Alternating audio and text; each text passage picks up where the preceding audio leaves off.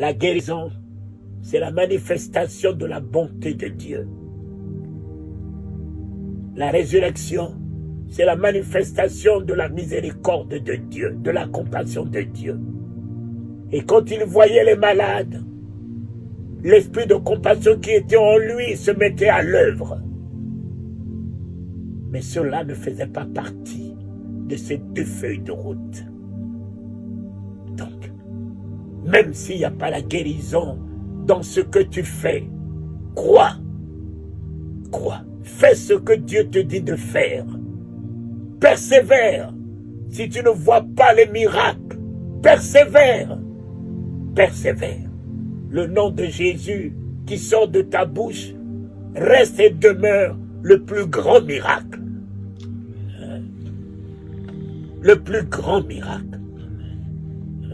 L'amour de Jésus que tu partages reste et demeure le plus grand miracle.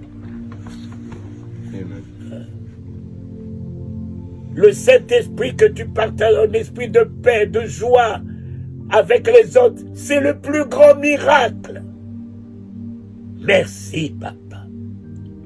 Merci. Mon fils, c'est ici. C'est ici. Tout est là. Tout est là.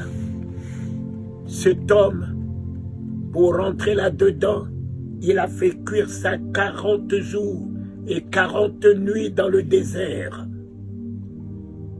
Cet homme, mon cher ami, pour affronter la mort, il a passé toute la nuit dans le jardin de Gethsémane avec ça. Il n'y a pas de triomphe en dehors de nos genoux. Il n'y a pas de triomphe en dehors de tes genoux, mon fils.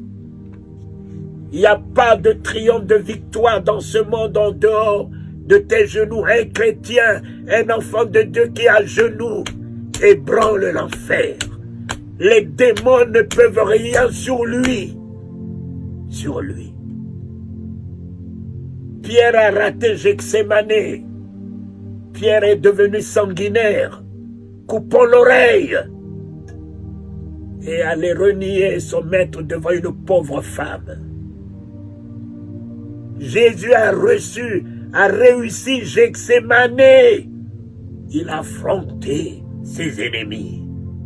Il a pris Judas dans les bras, le traître, le méchant, l'ennemi.